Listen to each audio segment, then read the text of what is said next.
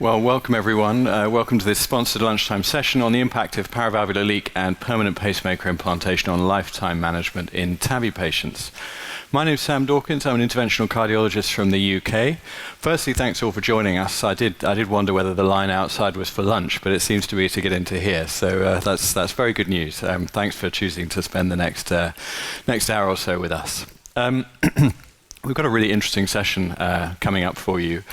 We have three key learning objectives. We are aiming to understand the links between paravalvular leak, durability, and survival after TAVI. We have a live case from the team in Mainz, where we're going to take a deep dive into the planning and management of patients with bicuspid valve disease. We've got plenty of time for discussion on that complex subject. We will understand the best treatment and lifetime management for patients who are young with bicuspid anatomy. And finally, we're going to look at the impact of permanent pacemaker implantation on patient outcomes and lifetime management. We've got a great faculty with a huge amount of expertise between them, and we're covering all bases with interventional cardiology, surgery, and imaging. We have Amar Abbas, Luca Naifavino, Christopher Russell, Marta Sitches, and Axel Unbehaun. From Mainz, we have Martin Geyer and Philip Lutz, who will be joining a little bit later. I'm very happy to be chairing this session with Marty Leon, who is going to be handling all your questions. So Marty, interactivity is the key, is that right? Absolutely. So we want this to be as interactive and dynamic a session as possible. So please, if you have any questions, and there is no question that's too simple, please use the app and we'll do our best to see if we can answer your question. And hopefully that will lead to a better understanding for the practitioners in the audience. And I can tell you from our prep meeting yesterday, we've already had some really interesting questions and really interesting discussions. So I'm keen that you make the most of this panel because there's a lot to learn on these subjects. So let's make a start. And I'm going to hand over to Amar. We're going to make a start on paravalvular leak. So a great pleasure to be a part of this session talking about some of the challenges that we see with our everyday TAVI patients. So these are my disclosures. So we're going to talk about the history, definitions, and grading, the causes, how the valve design impacts PVL, as well as what really is the impact of PVL and how much PVL is bad. And we're going to sum up in cases. But before that, let me take you through a very brief history of transcatheter valve replacement, starting from the first animal model with Rod Anderson, the first in man with Alain-Crebier, and then crossing the Atlantic and coming into the US. And this is the picture of the first TAVI, which was at that time a transfemoral vein approach with Alain-Crebier in the background as our proctor. And this was the press conference that was done. And the first ever study before even the partner trials was known as the Braveheart. This is some fluoroscopic images of the first patient who actually happened to be a race car driver. And he really had an EF of 30%. He was quite symptomatic, never really got much relief, and certainly wasn't an operative candidate. This was before and after implantation of the transcatheter valve, and at that time, there were only two sizes for TAVI valves, which was actually an equine prosthesis, a 23 and a 26. But the patient ended up having a cardiac arrest 3 years later. He did amazingly well, went back and raced and was really enjoying his life. But after he suffered a cardiac arrest down in Florida, with CPR, you can see now the D-shaped part of the valve from the CPR, but you can also see where there's some defect where the frame of the valve isn't quite touching the annulus.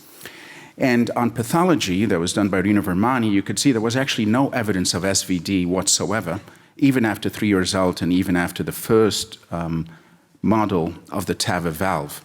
Then, of course, John Webb in Vancouver started with the implants in the retrograde transfemoral artery. But this all culminated in the very first report of paravalvular leak back in 2006. Marty, myself, George Hansel, and Alain-Crebier with John Webb published the series on the 23 and the 26 valve, and it was presented at the ACC. But almost 50% of those patients actually suffered a paravalvular leak. Now, when we talk about paravalvular leak, it's important to distinguish it as a non-structural valve dysfunction, meaning it's not something wrong with the valve leaflets, but rather something around the frame of the valve that occurs. And they have a very completely different trajectory as well as outcomes compared to the structural valve degeneration. But one of the challenges with PVL is really the definitions. You have a 6-group definition of PVL, you have a 4-group definition, you have a 5-group definition, and I think that really impacts the way that we look at PVL as an outcome. But to summarize the causes of PVL, we have to define it. And it's really an incomplete circumferential apposition with the annulus. And there can be anatomical and patient issues versus procedural and device issues. The most important part is the oval shape of the annulus that we try to insert a circular type. And you can see this eccentricity index really determines the amount of PVL. But bicuspid valve is also a risk for PVL, as we'll see in the interesting case, the calcium load and location. But then our procedural factors are the valve size, type, and design, as well as the type of measurement that we use to actually determine the size. Now CTA is standard. That wasn't the case in 2005 and 2002. It was a fluoroscopic guess. And then it was echo. But until then, that's when the issue arose about PVL. So let me start out by an analysis from the TAVI registry looking at the valve size impact on PVL. And you can see that from 2015 to 2023 in the S3 model, you could see that there was a large decline in the incidence of PVL, which was also coupled in the small annulus size of the 20 versus the 23 and larger. But as of 2023, there is no difference in the incidence of PVL between the different valve sizes. If you look at the type of valve, with the introduction of Resilia, as well as the introduction of the Ultra valve, you could see that, again, from 2015, an incidence of 10.9% down to less than 1% was, again, a factor that was important in the valve type. If you look at the infiltration of CTA used for sizing, you can again see how amazing and incredible impact CTA had in decreasing the size of PVL.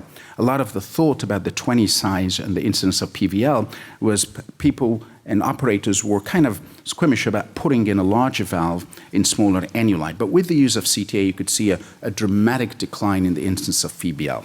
So how does valve design factor in? So to just briefly talk, both the SAPIEN and the core valve platforms had internal skirts. They were extended in the XT models and the Evolut Rs, but then an external sealing skirt was added in the SAPIEN 3 and the Evolut Pro and the later generations. And I think this is really what impacted a lot of the PVL. But if you look at the data for reintervention, you can see in the self-expanding platform, in the early years, there was a huge difference between surgery and TAVR in the incidence of PVL. So if you look at this right here, you could see a difference of 1.3% versus 0.4%. This was primarily attributed for the core valve. But if you look at the indication for interventions in TAVI, primarily it is PVL. And the numbers are staggering. So 80 patients out of that cohort underwent reintervention, and the majority was from PVL. If you look at the BEV design, again, it's still also related to paravalvular leak as the #1 cause for intervention, but you could see the numbers are so much more less than that. 12 reinterventions over 5 years in the partner trial, obviously compared to the XT platform. Well, how about studies comparing the BEV and the SEV Medtronic platforms? You could see that in the OPRA TAVI registry, you could see a big difference between the incidence of paravalvular leak, moderate and greater, with the Pro and the Pro Plus versus the Ultra. However, if you look at the SMART trial, you can see there was no difference between the incidence and distribution of paravalvular leak. When we look at the difference between the S3 Ultra designs and the S3 Resilia designs, you can see again quite a significant difference both at discharge and 30 days between the incidence of moderate and even mild and larger PVL between the Resilia as well as the Ultra valve. And so this indicates again that the valve type and design does have an impact. Well, how about other valve platforms? If you look at the Accurate Neo and the Accurate Neo 2, you get in and see there's a big difference in the 30-day discharge and the 1-year incidence, with the balloon expandable valve having the lower incidence of paravalvular leak compared to the platforms of the self-expanding, whether intra or supraannular. And then if you look at other balloon expandable platforms like the MyValve, for example, again, at discharge in 30 days, while indeed the balloon expandable valves have lower incidence of paravalvular leak grading compared to the balloon, the self-expanding, but you see again, in the balloon expandable platform, there's a numerically lower percentage of PVL in the S3 Ultra compared to the MyValve. This also is true for the Navitor valves. And if you look again in the earlier rendition of the Portico, the incidence of moderate or greater PVL was quite large, hovering anywhere between 5 and 7%. With the Navitor, on the other hand, the incidence remains less, reporting in terms of the more severe amount of PVL. So what does PVL do? And is it really impactful? Well, it depends on how much PVL is bad. If you look at this study from Sa and Marie Leon that was published in Structural Heart, you could see that moderate PVL or greater certainly impacted the clinical outcomes at 2 years. This was replicated by Philippe Pibereau in the partner trials, again, showing clearly that moderate PVL had an impact. Well, how about mild to moderate? And again, mild to moderate in this study by Okuno from Tom Pilgrim's group, you could see again that even mild to moderate had an impact on mortality up to 5 years. Well, how about mild? Well, in the Kinney review for the 1-year outcome, you can see again that even mild PVL indeed had an outcome on mortality at 1 year. So is it a graded impact? Is it the more PVL you have? And it does seem, again, from the same analysis of Sa, that mild does have an impact compared to no or trace, but yet moderate to severe has more so than mild and moderate. And in our analysis over 300,000 patients from the TVT registry, you could see that even mild PVL was associated with increased mortality. Of course, moderate and severe indeed was the highest predictor of mortality at 5 years, despite the fact that you can, again, just to not steal the thunder from Luca, but you could see permanent pacemaker was associated with mortality much more so than gradients. But is this data consistent? Well, if you look at the observant registry from Italy, 2,000 patients didn't really show us an impact of mortality by moderate or PVL, but the numbers were smaller, the definitions was sparse, and it was really only on the discharge echocardiogram. Tom Pilgrim published a very interesting paper, not now looking at mortality, but looking at hemodynamic valve deterioration and reinterventions. And the variables that he found in his burn registry that were associated with mortality were residual aortic regurgitation, the aortic valve calcium, and whether or not you were discharging oral anticoagulations. So how does and why does PVL impact outcomes? Well, it's all got to do with remodeling or adverse remodeling. You could see that in patients who have PVL, their end systolic dimensions, their end diastolic dimensions, even their improvement or lack thereof improvement of ejection fraction, their mass index, their flow reserve, all are impacted adversely in the presence of paravalvular leak. And so it's really the delayed or the adverse remodeling that occurs in the heart compared to those patients that don't have PVL that is thought to affect the outcomes. So how about if we treat PVL?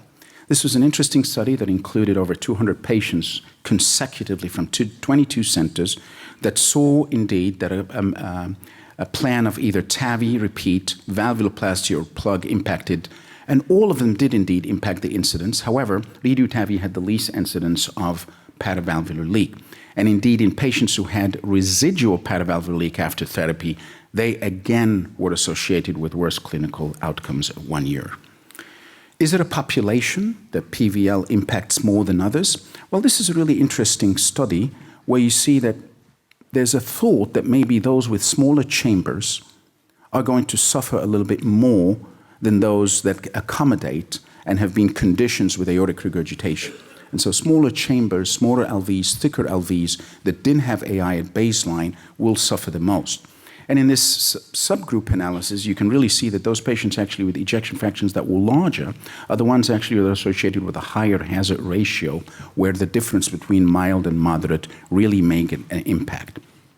And so really to conclude, PVL incidence is improving with changes in valve design as well as appropriate sizing using CTA. The data between discharge and 1 year does change, and it's a confounding variable with mortality. The low numbers currently, as well as the type of the echo follow-up and the mechanism by assessing it, and the older valves confound current clinical impact understanding. But what we believe at this time is that moderate or greater PVL indeed does impact clinical outcomes, while less than moderate likely do in certain population groups. Thank you.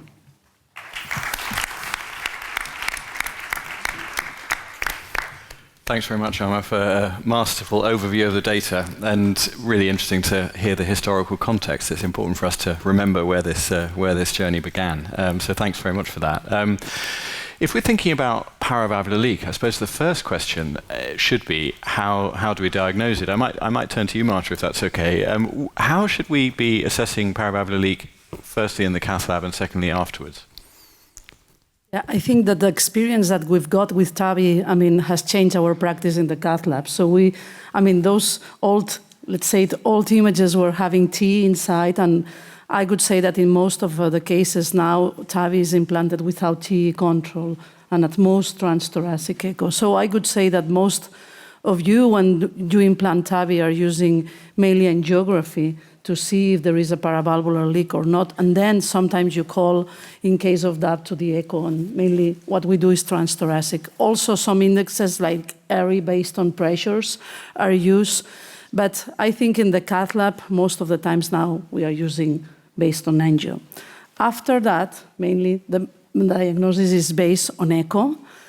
And sometimes it's challenging, particularly with TAVI, because of the stents there. There is some masking, 3D echo can help. And also we have other, as you know, multimodality imaging techniques like CT that may help you trying to identify where's the leak, and also magnetic resonance to quantify. But also we know that the grading or the amount of regurgitation in these patients is different on the hemodynamic and prognostic impact that in patients with native aortic regurgitation. So we really need to learn a little bit more, despite we have learned a lot of reducing it, on quantifying it, on the impact on mortality, but probably moderate. I could say we should target trace, but probably we should be really, really worried about moderate. I think that's a really helpful overview of how we can use imaging to look at paravalvular leak. I think something that we see in looking after patients who undergo paravalvular leak closure, whether that's post-TAVR or post-surgery, they're very rarely graded as severe. They're usually graded as moderate. But it's quite surprising how much of a symptomatic impact the patients have when you treat them, which tells us something about how we're assessing severity. Yeah, I think because that's the discordance between, because we grade it or we quantify it as an innervative valve, and probably this is a different story, because the patient has come from a long way of aortic stenosis, fibrotic ventricles, hypertrophy, typically small cavities, so they don't tolerate it well. So the impact is different. Marty, anything to add? Yeah, just one comment and question. Certainly in the early days, paravalvular leak was a significant problem. I would argue that more recently, with better designs, good sealing skirts, using CT so that the sizing of the valves is better, it's clearly reduced substantially. But Amar has shown that even mild PVL is a predictor of mortality. That's a very strong statement. And I would argue that the majority of operators have gotten relatively lazy in terms of their assessment of PVL after a case.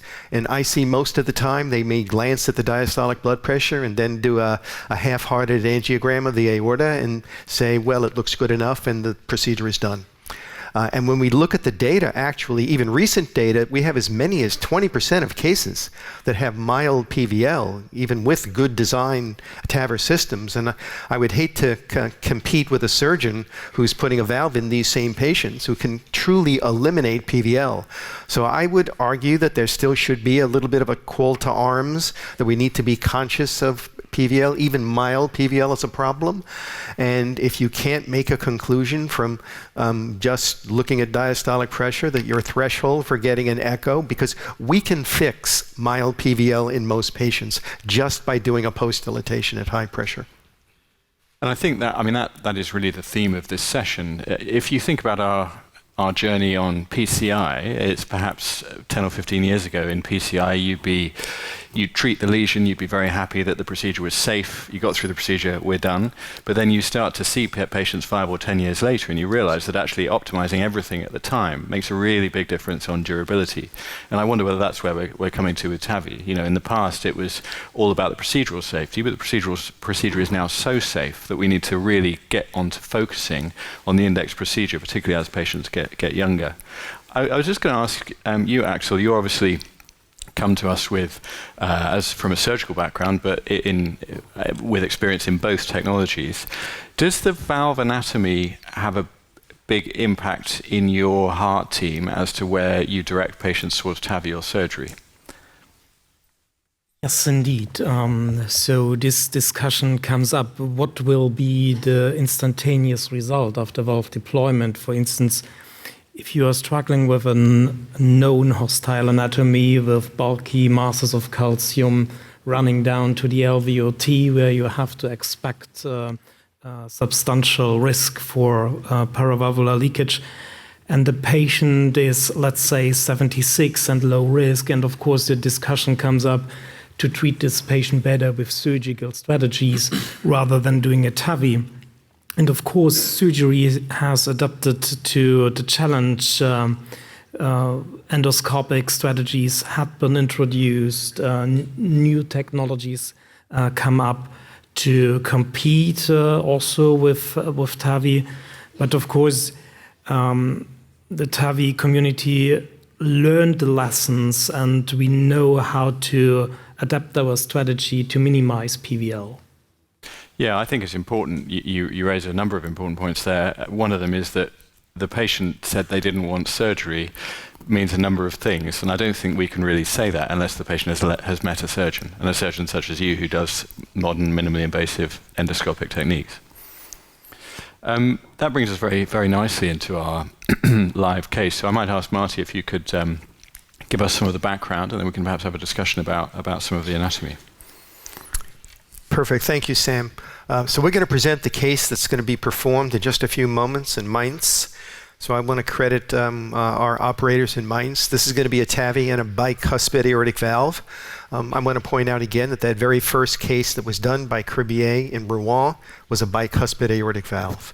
So we started, and now we've come full circle. This patient that will be treated is a 77-year-old male. He was referred for evaluation because he had increased shortness of breath with heart association class 2 to 3 symptoms. He has a preserved ejection fraction at 55%, although some people would argue that that's even a low ejection fraction in a patient with aortic stenosis, with some signs of HFpEF on his echo. He's had previous prostatic cancer that's been treated and has ongoing sleep apnea and requires CPAP therapy. His cardiovascular risk factors include diabetes, only on oral agents. He has some degree of obesity. His BMI is 32.5 and his weight is over 100 kilograms. He's very active. He's 77, but very active at home, but he is limited by moderate dyspnea.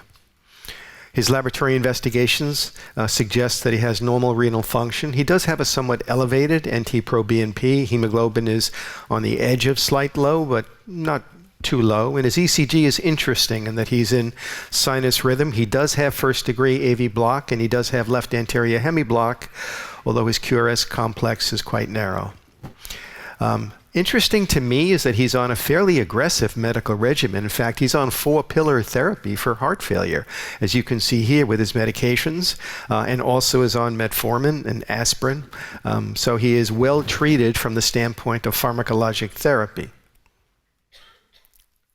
This is the transthoracic echocardiogram, and you can see that he has a pretty good ejection fraction. The mean aortic valve gradient was 52 millimeters, and his aortic valve area was reduced at 0.7 square centimeters. These will be some selective shots of his coronaries, which are essentially normal, without significant calcification and no significant obstructive disease, either observed on CT angiography or coronary angiography. But the hallmark and the central focus of imaging beyond the echocardiogram to really define the hemodynamic severity at the valve level is CT planning. And this is some of the first CT shots. We're not going to have a chance to go through everything, but you can see we've encircled the annulus here and tried to define the anatomy. This is a bicuspid valve, the so-called Sievers classification often used. This is a type 1, but almost 90% of the bicuspids are type 1, and of those, far and away, the most common, 70%, are left-right fusions. You can see that there's very significant calcification at the leaflet level, not so much much at the annular level, and there is a calcified raphe, but I would call it a mildly calcified raphe, not really extending into the wall. These are some other images. You can see oftentimes in bicuspids that calcification can extend into the LV outflow tract. We don't really see that here. When we look at the dimension of the annulus, we'll talk about sizing in a moment, this anatomy is well suited for the current sizes that we have available. Importantly, bicuspids often have some degree of dilatation of the ascending aorta. In this case, it is not dilated. And you can see the coronary arteries seem to be quite high, which is something that we always look for, more than 10 millimeters, both right and left, and fairly capacious sinuses. So plenty of room in the aortic valve complex to accommodate a TAVR system. The peripheral anatomy shown here shows mild tortuosity and spotty calcification, but certainly something that we can overcome with our techniques, so the transfemoral axis certainly would be possible. Sizing is an obsession for many people in trying to treat bicuspid aortic valves. There are many different sizing techniques. We're not going to spend the time to go through each one of these because it gets rather complex and is a little bit technical. But what we're looking for is to be able to understand what the size of the annulus is, what the landing zone configuration is, and that was best established in the early European Bavard registry, and I credit Didier Cecchi for much of this work, looking at both the intercommissural distance and also the annular dimension and the shape of the landing zone, whether it's tubular, flared, or tapered, defines to a certain extent the positioning of where you might want to put the valve. Oftentimes people will place valves in bicuspids slightly higher, particularly if it's tapered in terms of the anatomy. And you can see nice images of the calcification pattern. Some of the other techniques that are used use a CT scrolling technique to look at the various degrees of calcification at every stage from the annulus to the tips of the leaflets. Interestingly, in bicuspids, there's much more leaflet calcification that you tend to see in patients that have trileaflet valves. So using the Bavard method here, and we mentioned this briefly, this valve would size very nicely for a SAPIEN 29 millimeter valve without much in the way of requirement for a significant oversizing or increased volume. This is the Casper technique, which takes into consideration the magnitude of calcium in the aortic valve complex to be able to make intelligent decisions about deciding what valve would be used. Using the Casper technique here, measuring the raphe, you would still come up with the SAPIEN 29 as the valve of choice for this patient if you were to use a balloon expandable device. And the circle method, where you scroll up in 3 millimeter increments, you see the calcification pattern that extends into the leaflets. And again, looking at the annular dimensions, this would size nicely to a SAPIEN 29 millimeter valve. So I think all of the sizing techniques agree that a balloon expandable 29 millimeter SAPIEN valve would be very appropriate for a patient like this. And nicely, because of the high coronaries, you'd be able to leave the valve probably at the level just below the origin of the coronaries. Now, the baseline ECG is important here. It's important in that there is first-degree AV block, and first-degree AV block is a predictor of requiring permanent pacemakers after TAVI. And in addition, and particularly in bicuspids, we look at the membranous septum length, and by measuring this on CT, those patients that have a very short membranous septum length have a higher likelihood of requiring a pacemaker. And in this case, it's 3 millimeters, which is really on the verge of being relatively short. And in these cases, we often try to position the valve a little bit higher to try to avoid excessive compression of the membranous septum and further effects on a conduction system that's already diseased. We also look at the CT scan and try to get a better understanding of what the lifetime management will be of a patient like this. He's 77. It's entirely possible that he may need at some point in the future a second valve. So we are actually measuring the aortic valve complex to see if we could put a second valve in a 29 millimeter valve in a way that would be acceptable to the patient, so that hopefully he would not require a surgical treatment if he did have bioprosthetic valve failure. Looking at the clinical risk, and we always do look at clinical risk, his Euroscore 2 is 3, which puts this in the category of low to moderate risk. We've already said by anatomical factors, it's a Sievers 1 left-right fusion without an aneurysm of the ascending aorta. There are other clinical concomitant diseases, including a history of prostatic cancer, pulmonary disease, diabetes, and always we end the process with a careful discussion with the patient, usually with a surgeon in the room or available to really discuss the pros, cons, and alternatives in terms of how this valve can be replaced, because ultimately this is a heart team decision, and especially in patients with bicuspid aortic valve disease, where we know that the surgical options are quite good options in most patients. So finally, 77 years old, we talked about the bicuspid valve, we talked about the calcified leaflets in the large sinus, the AV block, and I think with that, we can have a discussion within our local heart team about what might be the best way to manage this patient. Thanks, Marty. Hugely comprehensive presentation there. I wish you'd do that for all of our TAVI cases. It would make life a lot easier. I might perhaps look at one of the features that is important to consider. I might turn to Christopher on this one. When looking at this anatomy, there's obviously a spectrum of bicuspid anatomy from very hostile to less hostile. Where is this case, do you think, and what features are you looking at? Yeah, so this is the sort of €1 million question, isn't it, for bicuspid? It's no straight answer. I like the run through there. I think most operators use a combination of the algorithms that we just saw. So that includes myself. I usually start out with the morphology. You look at the degree of calcification, the distribution of calcification, and then do your normal measurements, LVOT, annulus, sinus, STJ, and so forth.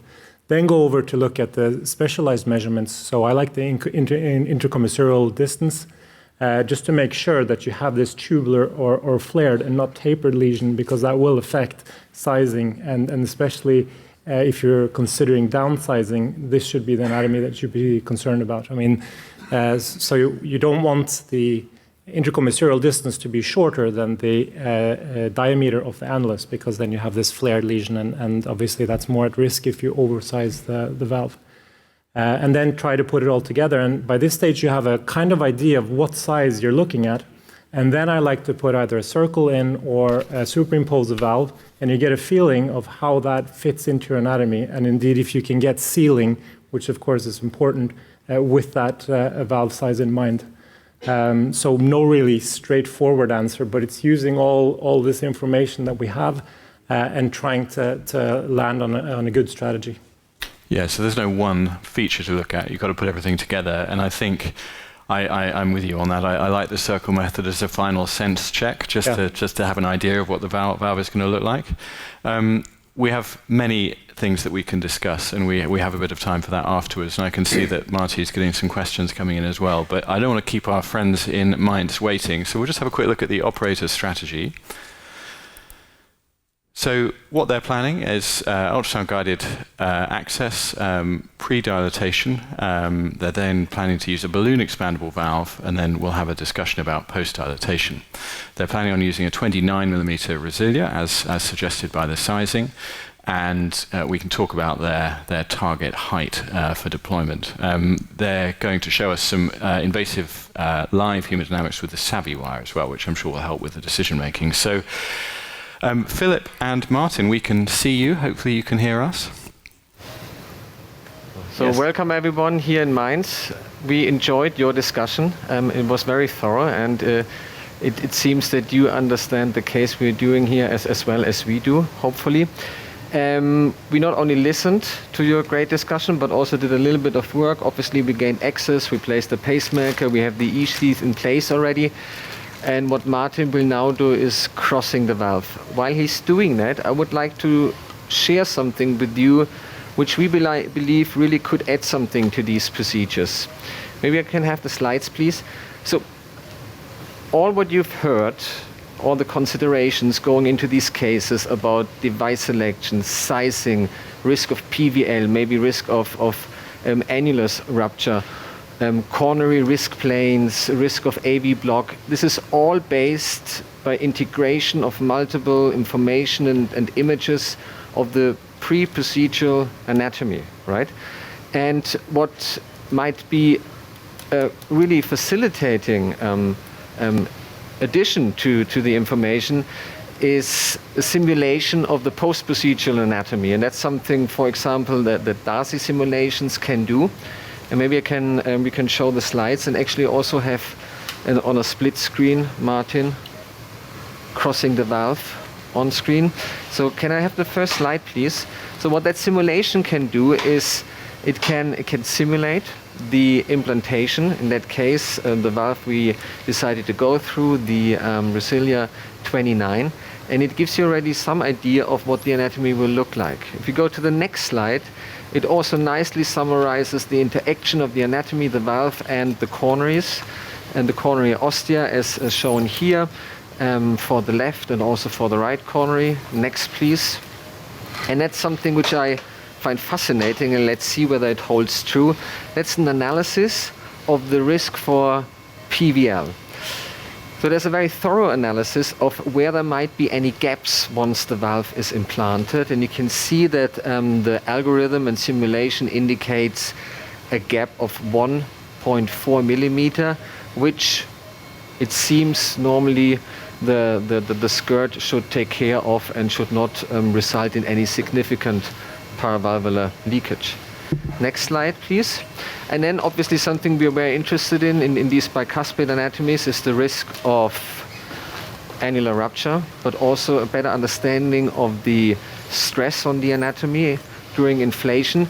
The different numbers here, you can see that any number of more than 1.6 seems to be of relevant in terms of stretch. And it calculates not only, what do you need, Martin? The long wire, please.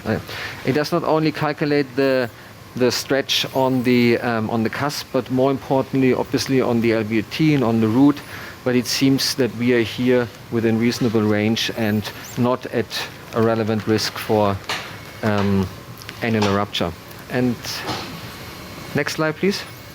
Yeah, and then the last analysis is something taking into consideration the paravalvular septum and the risk of AV block. And the simulation of the post-implant anatomy also suggests that at that point in time, an implantation height, which is given here, indicating that we should aim something like 95 to 5% implantation to have a lower risk of AV block. And with that, I wonder what you think about these analyses. Well, we think that Martin crossed that valve very easily. That's the first observation. So very nicely done, Martin. Very supportive of Philip to put that on screen while he was presenting as well. So nice job. Darcy simulation, it gives us a lot of additional information. What do you think, Arman? What does it add for this kind of case? So I think we viewed the Darcy simulation mostly to predict coronary obstructions, especially in the valve-in-valve cases, but also in prediction of paravalvular leak as well as appropriate sizing. I think there's obviously the modeling gives you a great idea. There's some early data to suggest, again, that compared to the post-implant CT, it also seems to support the use of these pre-planning. So I think especially in cases like bicuspids and valve-in-valve, there's going to be a more shift towards modeling that will help us plan than just static CT images. Well, particularly if we have, as Marty's already alluded to, the data on the outcomes from mild paravalvular leak. If we have these kind of simulations, we have more of an understanding of risk for post-dilatation. Luca, what's your approach to post-dilating these patients? We'll talk about pre-dilatation in a minute.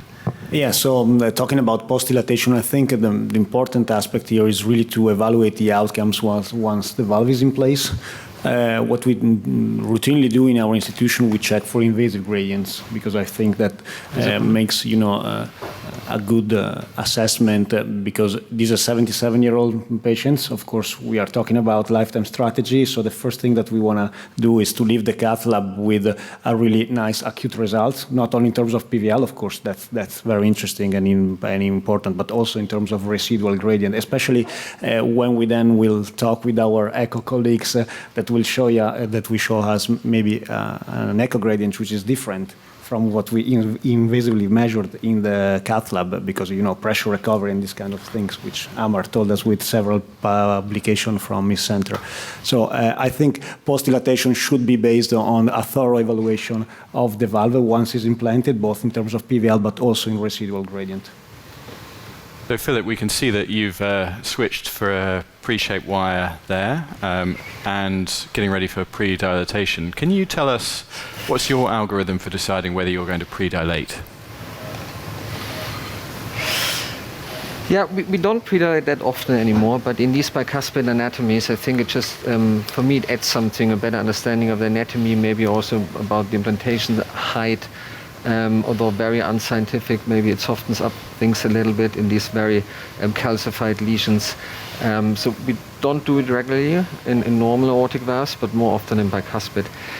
Shall we have a look at the hemodynamics? I will say, I just want to mention there have been several questions just on this issue about pre-dilatation. Should it be done systematically in every bicuspid? And when you say pre-dilatation, what do you mean? Is it an undersized balloon? Some people pre-dilate with a 16 or 18 millimeter balloon. Others pre-dilate to actually assist with some of the sizing. There's a whole technique that's been developed in China in bicuspids that use balloons, pre-dilatation balloons for sizing. So be interesting.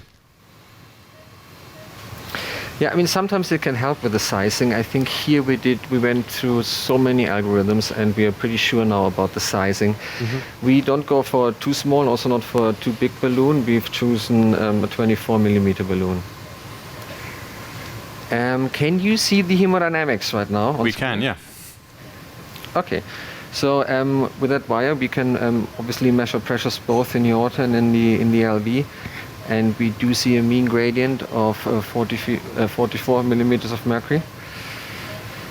And obviously, as expected, severe. Yes. And if you don't mind, then we are ready to continue with the pre-dilatation. Yeah, you keep going and talk us through what you're doing. Perfect. Then we have to. All right. So as said, we've chosen a 24 millimeter balloon. Semi-compliant or gentle. What would be your suggestion about the implantation height in that case? Yeah. So what are the thoughts from the panel? Anyone like to give a view? I think some data, again, from the TVT analysis suggested that bicuspid is associated with a higher risk of a pacemaker implantation. And so the question is, can you, with a nominal deployment, be a little bit more higher in your implantation to avoid the risk and interaction with the membranous septum that Mari did? What do you think, Sam? Well, and this patient has first-degree heart block as well, which would favour that approach. I mean, the higher you go, the lower the pacemaker rate, but also that potentially poses challenges for lifetime management as well, because of getting close to the coronaries. What are your thoughts, Luca? Yeah, so I think that in this case, that it's a tubular-shaped valve anatomy. So I don't think we shouldn't change that much our implantation height as compared, what we would do in a tricuspid valve. Regarding the question about coronary height and the coronary reaccessibility in this case, I think also with a high implantation, there will be no particular risk of reaccessing the coronary arteries, and this is often the case in bicuspid anatomies that have a large aortic root, right? So I think 95 to 5 to 10% implantation height would be feasible in this case in order to reduce pacemaker rate, which is one of the concerns. We can see that you're ready to go, Philip. Yes. Yes. We are ready for the pre-dilatation. Martin will give the commandos. Okay. All ready? Then rapid pacing on. Okay. Then pre-dilate and contrast. And follow up. Facing out. Okay. I think Okay. it's interesting that we talk about historical context. When we first started to implant these devices, we kept talking about 50-50 was the way we would implant them. Then we slowly went up to 70-30. Now I see constantly 90-10, 95-5. So clearly there's a trend to higher placement. And I think part of this also is an effort to try to reduce conduction system disease, obviously. So there is a tendency to implant in bicuspid a little bit higher anyway. And for lifetime management, for the reasons to avoid AV block, and in general, we're aiming here at an implantation of 5%, 95%. So we probably will put the translucent line just underneath, just at the level of the sinus, not at the level of the calcifications, but at the level of the sinus. Okay. Then we can have the valve on the table. And so that looked like a good pre-dilatation. I think some good learning points from Philip about the balloon size. Not too big and not too small. Something we can all take away. But creating space to cross the valve cleanly. Okay. Bicuspids are often very horizontal, and having pre-dilated can make delivery much easier in that scenario. Do you worry about acute regurgitation in bicuspids more than tricuspids with those? We've had a couple where they kind of spiral down a little faster. Yeah, I've had that once happen, where the balloon dilatation essentially splintered the valve open. But as long as the valve is prepped and ready, you can fix that swiftly. Yeah, that's why I don't like to use a too big balloon for pre-dilatation.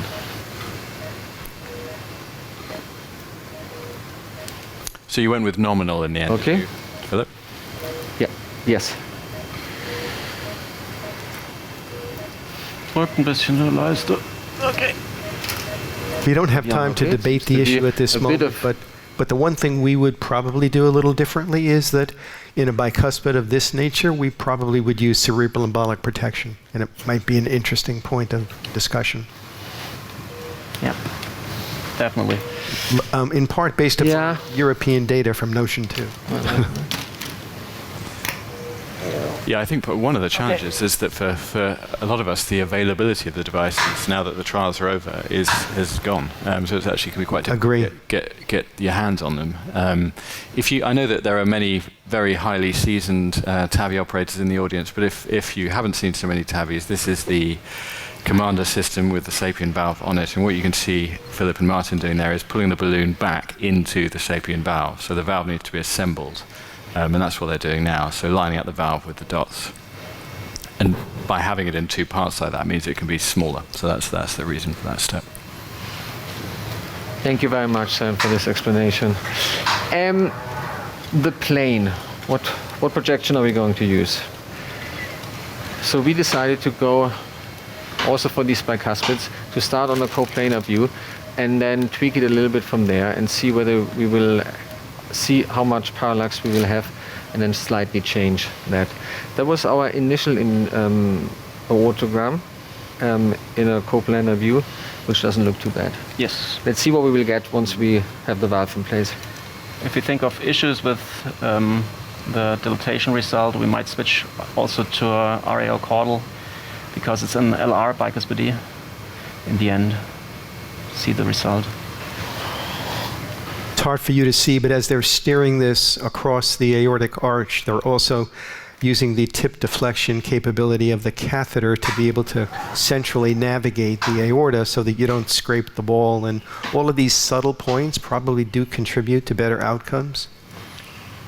Particularly in patients with bicuspid anatomy who may have a coexisting aortopathy. You really don't want to touch the aorta unless you have to. Mm-hmm. All right. Okay. So now we're moved up a little with the system, so we have to liberate it again. Do another injection in a second. Ich brauche mal Draht to go down. So any other further comments about? I have the wire for getting down with the pigtail. Okay. So the pigtail coming from transradial is out of position. So we have to reposition that one. So any other suggestions than putting the translucent line at the level of the sinus? Sam, would you go higher or lower? I don't think I would go higher. I think that sounds like a very good strategy to minimize the pacemaker risk, but maximize valve stability and predictability of the procedure. So I think it sounds good to me. Okay, so the pigtail is a little bit stuck, but eventually it will come down. Okay. Yeah, I think the height is okay. It's not totally in the non-coronary, but radial spasm prevents us a little from going more down, but we are just above the valve. Bisschen contrast. Okay, and we are all, give a little contrast, please. Yeah, okay, we'll see where we are heading to. Okay, so, but we stick with the plan, putting the translucent line and at the level of the sinus. So despite the pre-dilatation, the valve goes a little bit up and down. Okay, now I think we are in good position. Shall we do an angiogram? So contrast, please. What do you think? That looks good. We shouldn't go any higher. Yeah, pretty much think the same. Okay. The panel think the same? He's very stable, but we will continue now. Okay. With no issues in terms of human. Is there another comment from the panel? Otherwise, We'll let you get on with it at this point, Philip, but it looks great from our end. Okay, Checklist, Körper korrekt. Marke PEGI zurück. Okay. Alle bereit? All ready for implantation? Okay, then rapid pacing on. Pressure's away, contrast. And implantation, yes. Okay. Und 1, 2, 3. Und off. Pacer aus, bitte. Okay. That looked good. I think it is where we wanted it to be. Okay, shall we wait here and do a hemodynamic assessment? Yes. And obviously we can do that now without having the pigtail repositioned into the left ventricle. We can switch on the Okay, TAVI so I again. have to reconnect it and double check. Yeah. So Can we nice, switch to nice the slow, TAVI? stable deployment, deployed at a speed that fine adjustments can be made. And the position looks very nice. Very quick pressure recovery there. All looking very nice. So, okay. Still not, the signal is not working right now. No AV block, by the way. No AV. Now it is. Very Okay. good point. I think that is a good point. That Okay, that's very helpful. do a with this deflation wire. that gives time for the tissue to react to the frame, and not just you have a little bit of time and it only takes a few seconds. Yeah, it's the inflation is with your hands, not with your shoulder. Yeah, I think that's exactly. Yeah, the inflation is a little bit slower in these. I do a little bit slower in bicuspid than maybe in other anatomies.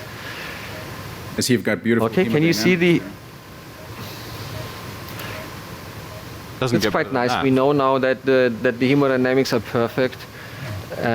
Otherwise, we could still use the delivery system and do a post-dilatation with this one if needed, but we can assess it immediately after the implant without putting the pigtail back in place. Okay, then we will do an aortogram. Yeah. We also did a rotation and looked what the valve looks.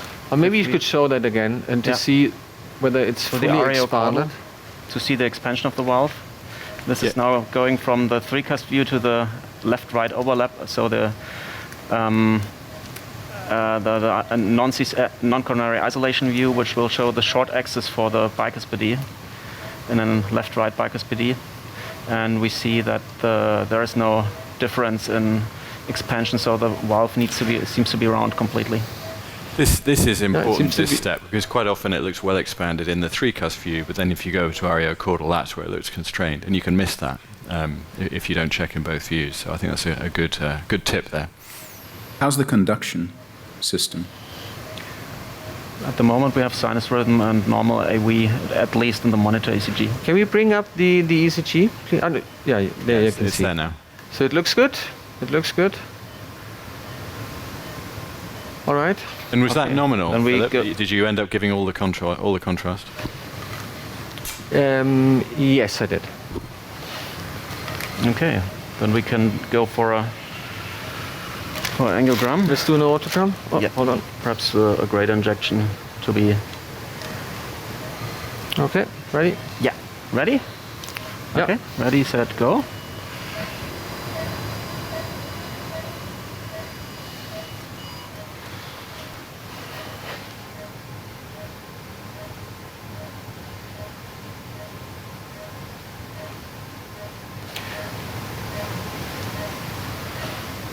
Yes, there is some, isn't there? Perhaps Let's bring out the wire and let's then bring out the redo it. wire and reassess. So the wire Because it might be stiff wire. and can splint the valve open. That Yeah. might just be wire AR there. Yeah.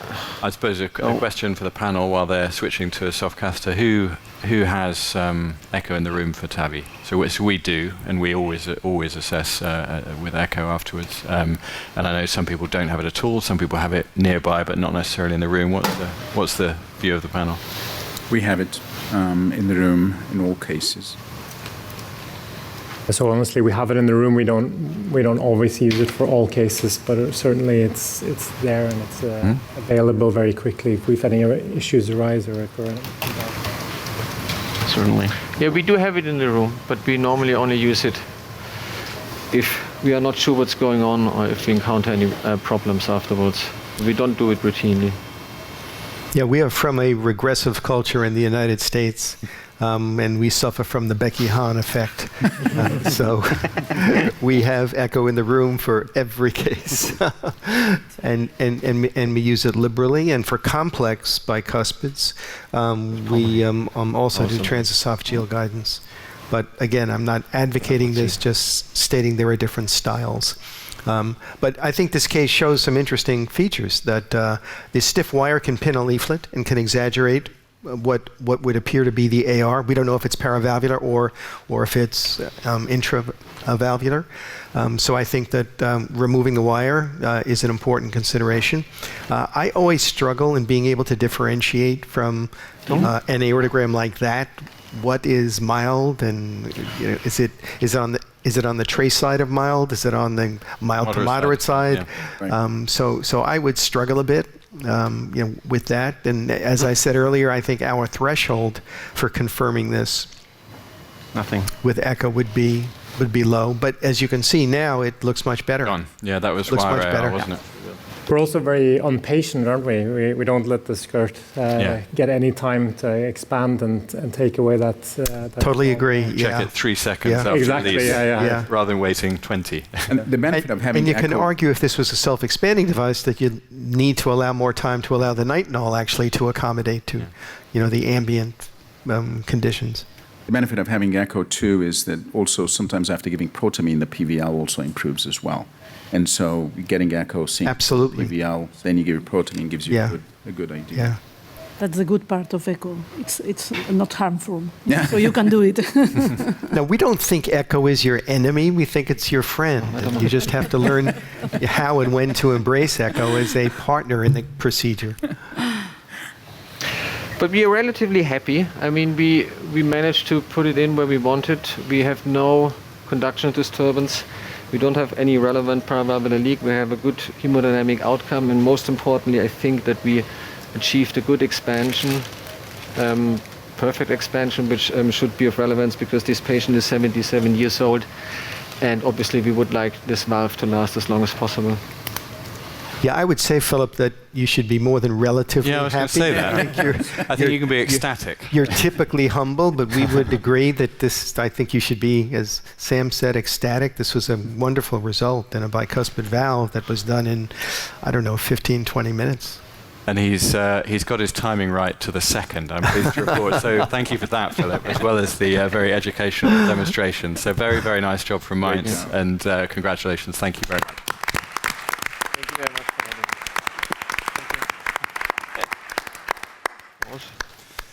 me. Great. So what a nice case, and lots to discuss there. So we covered some of the discussion points on the way through.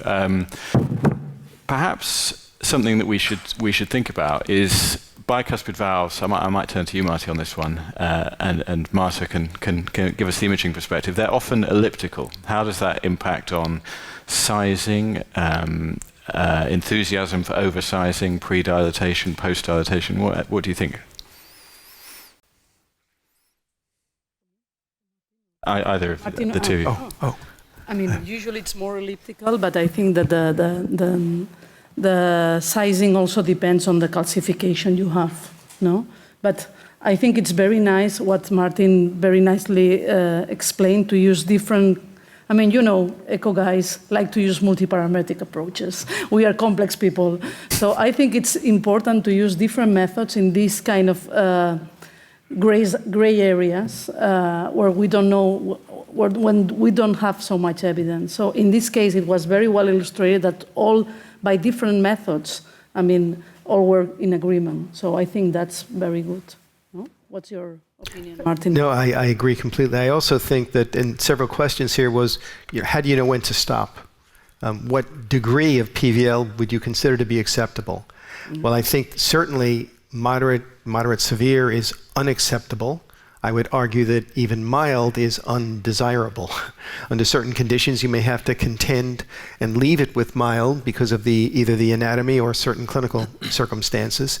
But I think our goal should be to bring the PVL down to a non-trace level, as was seen in this procedure. And also, I think it's important to balance with the risk of conduction disturbances, because we have other options also for perivalvular leaks, which have also technically improved a lot in the recent years. So I think the balance is important. I think there's probably no hard and fast rule. You know, every interaction with the valve and the aorta is a risk, and I think that's important to remember. And if the calcification is extremely hostile, you're worried about aortic root injury, which is a very, very difficult problem to fix. However, we don't want to leave these people with mild paravalvular leak. So what's your algorithm for post-dilatation, Amma? Well, I think initially, as I said, sometimes if I see on echo that I identify the presence of PVL with an angiogram. I identify the grade from the echo. And I think that if I'm concerned with the amount, then I certainly post-dilate. I usually try to drop the balloon a little lower. I use the maximum diameter of the annulus for the sizing of my balloon. And that's kind of how we proceed. We never leave, obviously, moderate or more. We aim for none or trace. We've also changed for the, Maria was saying in terms of the sizing, the balance. You know, before in the older generation valves, you would upsize to up to 15-20%. We don't need to do that with the Ultra and the Resilia. You're content with the PVL degree and conduction to 5 to 8%. So that's kind of how we go about it. And if it's trace on echo, I think we're done. And just for interest, really, because we cover a broad geography on this panel. Let's make this interesting. If this patient was 70 in your centre, Axel, would they have surgery or TAVI? So this patient was 77, which makes it easy, but it's a bit more interesting if it's 70. Thank you so much for this question. I'm going to ask everyone, don't worry. Because Martin and Philip did a great job, and there's not so much to add seeing these results. But of course, we are still missing randomized data for the bicuspid valves, and we really need to have these data. But we also are aware of registry data recently showed up from the Medicare, Medicaid beneficiaries, and demonstrating that the short run is not the longer run, and potentially if you end up with suboptimal results, then in, let's say, 1 to 4 years, potentially surgery may do better. But also we learned a lot about bicuspid cases to treat with TAVI, and obviously the anatomy we saw here is not a super hostile anatomy. So there is a little bit calcium in the raphe, but it's not bulky masses present in the valve. We saw a very well-adapted strategy using the circle sizing method, and the colleagues put in S329 Resilia that will most likely last forever. And if not, there's safe coronary access also if another valve procedure is necessary. So we do it like this. Of course, we present the patient the current guidelines. We take a look on the CT scans. It's nice to have a reliable forecast done. That's really would add some additional information in talking to our patients. And when we take a close look on the current guidelines, and I would expect that will be even more present in the next iteration, the patient perspective is of utmost importance. If the patient wants to have a TAVI done and the heart team is convinced that the result with TAVI will be outstanding good, then why not go ahead with TAVI? And in this particular case, of course, it's a low-risk patient. We would not fear surgery in a 77-year-old patient. But thinking about endoscopic surgical aortic valve replacement, he presents with pulmonary comorbidity. Potentially, it's not the best way to go through the thorax here. So, and the result, I mean, it's outstanding. So I would assume that's a good long-term result as well. So Sam, I have a really an interesting question from the audience. So if you come back a year or two later, we know that I would like to say that every time we put a valve like this in, that the patient feels perfect for the rest of their lives, but that's not reality. And it's clear that at least 25% of patients are so-called partial responders and have residual symptoms. So if this patient comes back several years later and is still short of breath, maybe not severe 3, but class 2, short of breath, and you did an echo and there was solid, mild PVL, what would you do? Yeah, that's an interesting one. Yeah. He asked you, Sam. No, I was going to. I throw it open to this. I think it's a really difficult group. question, Yeah. and it's something that we all face. And sometimes you face it immediately afterwards. Sometimes you face it later. And these patients usually have a degree of HFpEF, which may be contributing. I think if they've had a step change in breathlessness and you've got serial echoes, that's very helpful, because then you can identify what's changed. And if the paravalvular leak has got worse, that's important. I think a BNP is helpful, just to try and understand that it is cardiac in origin. As to what you do about it is a difficult question. If it's mild, I don't think you're likely to find that with a paravalvular leak device. I don't think you'll be able to cross it. I'm not that keen on touching these valves again a year or two later. What would you do, Omar? So, John and David's group from Vancouver have data on delayed post-dilatation with good outcomes. So I think that's also, but I probably reserve that to moderate. I think one of the things, we do a very bad job in grading aortic regurgitation with surface echoes. I think I'd really work the patient up more. A BNP is a great idea, but more like CT and TEEs to really evaluate, is it really mild or are we just calling it mild?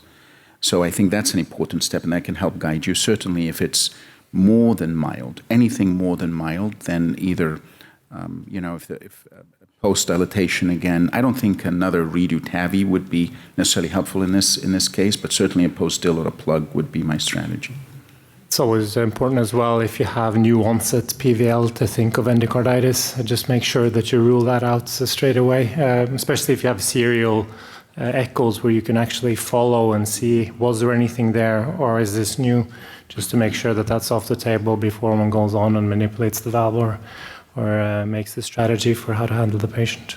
And that's so frequently diagnosed very late, isn't it? Yeah. And we need to be ahead of the game on that one. Yeah. So thanks for some great questions. Keep them coming. We've got a bit more discussion time. And we'll move on to our next talk. So Luca, this is obviously a case where risk of pacemaker requirement was there, and we dodged it this time. But tell us a bit more about the data in that area. Good afternoon, everyone, and thank you very much for the kind invitation. It's really a great pleasure to share with you the thoughts on pacemaker implantation after TAVI with you and the impact of all long-term outcomes that these conduction disturbances and pacemaker implantation might have. So let's go very quickly through the pathophysiology. So why do conduction disturbances occur after TAVI? Well, this is kind of obvious in a way, because the target of our implantation for a THV is the virtual basal ring, right? Which is this invisible line that touches the nadir of all three aortic cusps. And this lies in continuity with the membranous septum, which is an anatomical feature below which the conduction system arises on the surface. So when we implant a THV, there is a good chance that we somehow interact with this conduction system, and we might cause injury. Some of these mechanisms are reversible, some of them are irreversible. You see there is direct compression, there might be some edema and inflammation, which could be partially reversible. So very briefly through the epidemiology of pacemaker implantation after TAVI. These are quite crowded slides that just reports very briefly, the rates of pacemaker implantation throughout the literature with different types of valves. For sure, we know that there are some devices like the Navitor or the Evolut platforms which are more keen to cause conduction disturbances as compared to short frame balloon expandable THV or even the Accurate Neo platforms. Of course, there was a decline in pacemaker implantation rates in the past 10 years, I would say. Some of it because of the lower baseline risk of our patient population, but also, and this is particularly true for supraannular THVs, because of changes in implantation techniques with higher implantations. But if we look at the lifetime strategy of the management of aortic stenosis in younger patients, for sure we have to look carefully at the data from the two most robust and large registry that we have on low risk and younger patients, and we see that with the PARTNER 3 we have a pacemaker rate which is in the single digit, around 6%. It's considerably higher, however, for tall frame supraannular devices, and while it's very similar between SAPIEN and SAVR and surgical armies in the PARTNER 3 trials, that's not the case with the Evolut low-risk trials. So how does this impact on outcome? So the rationale behind the impact on outcome actually comes from what our colleagues electrophysiologists have seen for decades in the general population, so non-TAVI patients. And what they observed is the fact that most of these patients undergo a decrease in left ventricular ejection fraction, the so-called RV pacing-induced cardiomyopathy. And that is particularly true if the patient has a high percentage of pacing, so it's kind of pacemaker dependency. And the other aspect to take into consideration is that, as with every other implantable device, we have a low but not negligible, I would say, risk of infections down the line, particularly if the patient has a long follow-up ahead. So the risk of endocarditis is there and is directly correlated with the numbers, of course, with the number of leads, pacemaker leads that we implant. So it's 3 times higher actually for CRT than it is for single or dual chamber pacemaker. So if we move to the TAVI population, there's been whole bunch of studies and papers coming out on the topic. Some of them have conflicting results, mostly because there are heterogeneous population. But if we try to summarize and to interpret the data, I know this is a kind of a simplification, but that's what comes out of the literature. If we look at older studies with higher risk patients and perhaps not a so median expected survival after TAVI, the impact of mortality of pacemaker rate of pacemaker implantation is not that clear. It becomes much clearer when you take into consideration newer studies with lower risk patients that have an extended follow-up. But what is clear throughout the risk spectrum of a TAVI patient is that if you have a baseline left ventricular reduction in terms of ejection fraction, then your patient is going to suffer in terms of increased mortality when you implant a pacemaker versus if you do not have a conduction disturbances. And this, by the way, is also true for left bundle branch block. Another thing that is really consistent across the TAVI literature is the fact that we do observe also in this population a consistent reduction in left ventricular ejection fraction as well as rehospitalization, which of course it's something that we should keep in mind if the patient has a long follow-up ahead, if he's young and particularly low risk. So how can we predict the occurrence of conduction disturbances that will lead to pacemaker implantation, and what are the implications in terms of lifetime management of a young patient with aortic stenosis? When we look at predictors, we know that we have something that we can do something about, some others we cannot do anything about. So we have non-modifiable risk factors such as age, which is an independent conduction disturbance, prevalence predictor, let's say. Of course, baseline EKG plays a huge role, and we should really take care of looking at not only at the first degree AV block, but particularly at the presence of right bundle branch block, which is by far the strongest independent predictor of conduction disturbances down the line. Of course, there are some, aspects that we can modify, like the THV type. We saw earlier, there are some, valves that have higher degrees of higher rates of pacemaker implantation as compared to others. And especially, we have also to look at not to be excessive with oversizing, because of course, if we overstretch the membrane septum, then we have a higher likelihood to damage the conduction system. What is perhaps not so well known, but I'm glad it came up during the live case previously, is that the CT scan, the procedural evaluation, can really give you some clues about the risk of that particular patient, of that particular anatomy, to have a risk of conduction disturbances and need for pacemaker implantation, because the length of the membrane septum is very heterogeneous in our TAVI population. And of course, being the implantation depth equal, that means that there are some patients that are at higher risk to undergo conduction disturbances. And then, of course, there are other things that we can look at, for example, the presence of bicuspid valve, or the calcification and their distribution in the LVOT and the aortic annulus, which also play a role. For sure, we can mitigate the incidence of pacemaker implantation by implanting our valves high. We have learned from our experience with the learning of that the more aortic the valve is, the lower rate of pacemaker implantation. This is true for the balloon expandable THVs. It's particularly true for the self-expanding tall frame THV. This is a series from our good friend Hassan from the United States, which shows that if you tailor really the implantation depth to the membrane septum length, you are able to significantly reduce pacemaker rates also with this kind of THV. The other thing that's really influenced by the implantation height is the pacemaker dependency after TAVI, because unlike in the surgical literature where you have 90, 95, 100% of pacemaker dependency after surgical aortic valve replacement, some of the conduction disturbances after TAVI are actually reversible. This is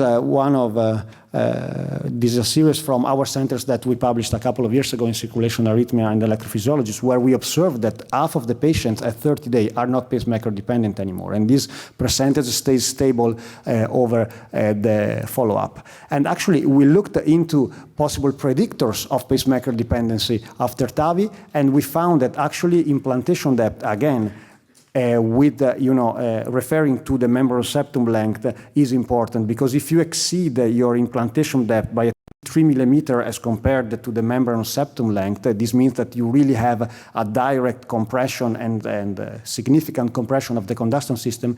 The patient is very likely to be pacemaker dependent during your follow-up. And the other anatomical factor that increases the risk of pacemaker dependency is the asymmetric calcification that will make the valve exert much of its radial force towards the membrane septum, and therefore cause a much more significant compression to the conduction system. And in fact, what we found is that if you have both anatomical predictors of pacemaker dependency, we have more than 80% likelihood to be pacemaker dependent during your follow-up.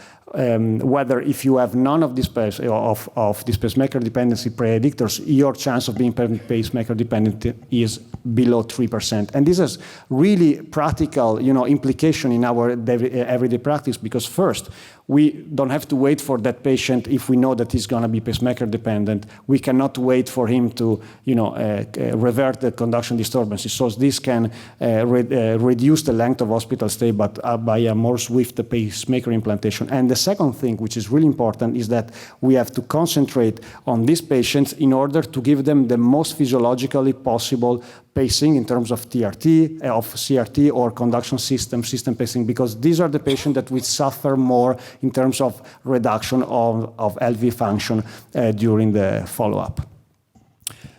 So, of course, high implantation is always good, right?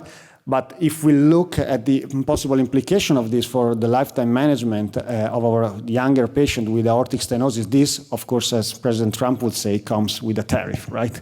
Because this, for example, to the right are in green the feasibility rates or predicted feasibility rates of redo TAVI procedures with the short frame THVs and tall frame THV based on CT and angio studies also by our group. But these are the percentages which are based on low, or let's say standard implantation depth, right?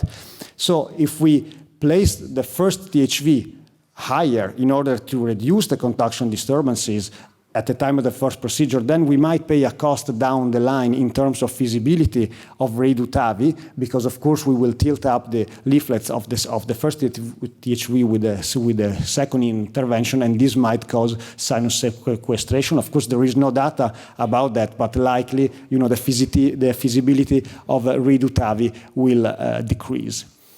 So to conclude, I think that 30-day PM implantation rates will remain in the range between 5 and 15%, also in high-volume centers. And this has been shown consistently in contemporary studies, and this of course depends on the surgical, on the baseline risk of the patient and on the device that is implanted. I think we do have evidence, and more evidence is coming about the detrimental effect on outcome of pacemaker implantation in our TAVI patient. So I think it's very important to understand particularly which patients are going to be pacemaker dependent, and so which patients are more likely to benefit from physiological pacing modalities, particularly if they have low ejection fraction and baseline. And then as a last take-home message, I would remind that trying to reduce the risk of conduction disturbances at the time of the first positioning of the first TAVI might complicate further down the road in terms of repeatability of the procedure, particularly if the first valve in place is a tall frame THV and if the anatomy of the patient is small. Thank you very much for your attention.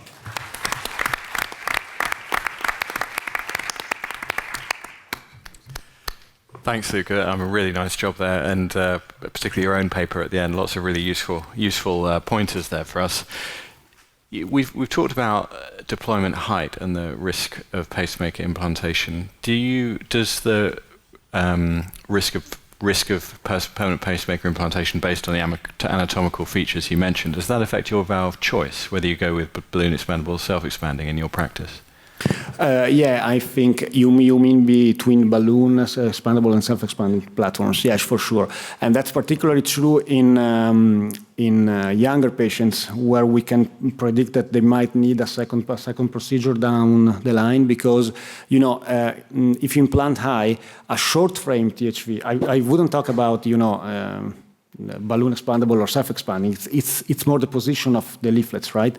And if the short frame THV is much more forgiving, even if you implant a little bit higher as compared to tall frame THV where we have supraannular leaflets, and when you tilt up the so-called risk plane or neoskirt is much higher.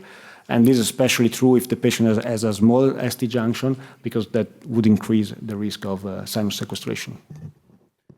We have some questions from the audience to share, Marty? We do have a couple of interesting questions. So the first is, if you have some degree of AV block prior to doing the TAVI, such as first degree AV block or bivesicular block, is there a role for checking an event monitor prior to TAVI to see if perhaps they already have an unrecognized pacemaker indication before treatment? Yes, that's a good question. I might turn to you on this one, Christopher. The pragmatic approach to pre-existing conducting disease, accepting that we don't have unlimited beds and length of stay is constrained. Exactly, but I mean, it is interesting because I think once a diagnosis is set for aortic stenosis, some of the sort of symptoms that could be conduction disturbance is put on the aortic stenosis. And so just out of interest, I looked back at some of our patients who got a pacemaker, and just reading through the journal, you can find that actually they had an independent risk for, or an independent need for pacemaker before we put in the TAVI. So, I mean, those patients should obviously have a pacemaker, regardless of what we're doing with them in the cath lab.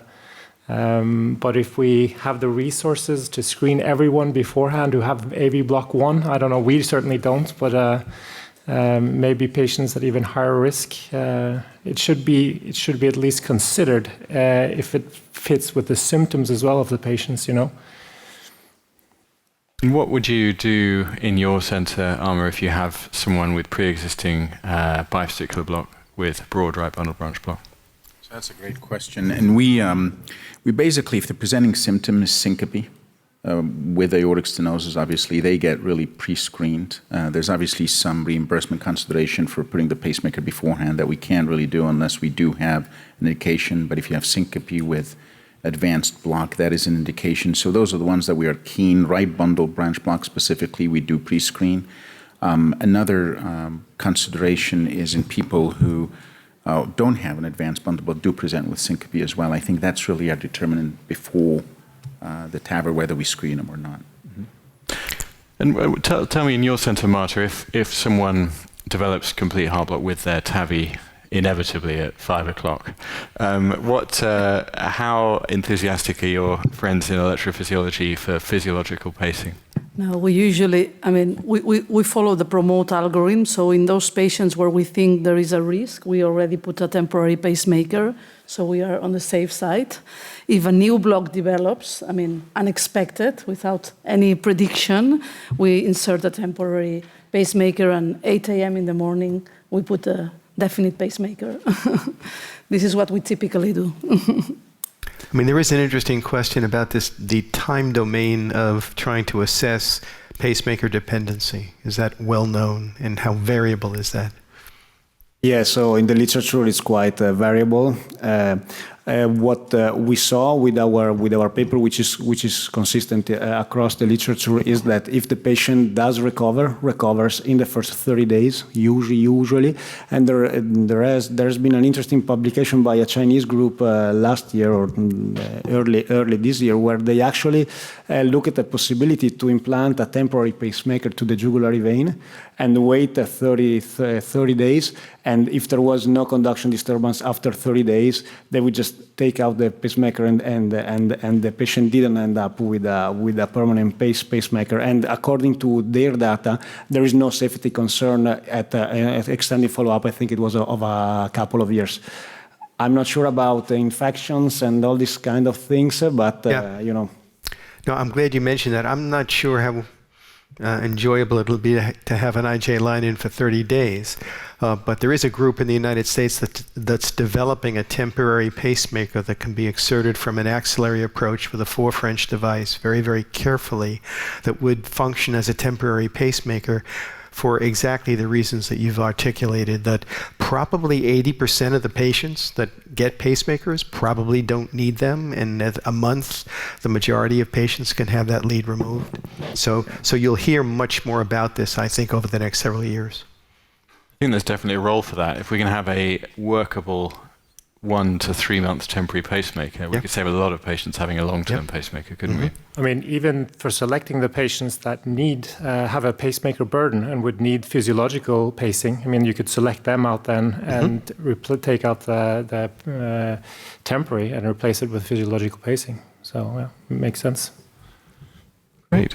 So I think we're coming to the end of our time. So I'd like to thank our excellent panel for some great discussion. I've really enjoyed going through some of the issues across all of these topics. Thanks to the team in Mainz for their usual masterful job. And thanks to all of you for coming and joining us. So thank you very much, and enjoy the rest of the conference.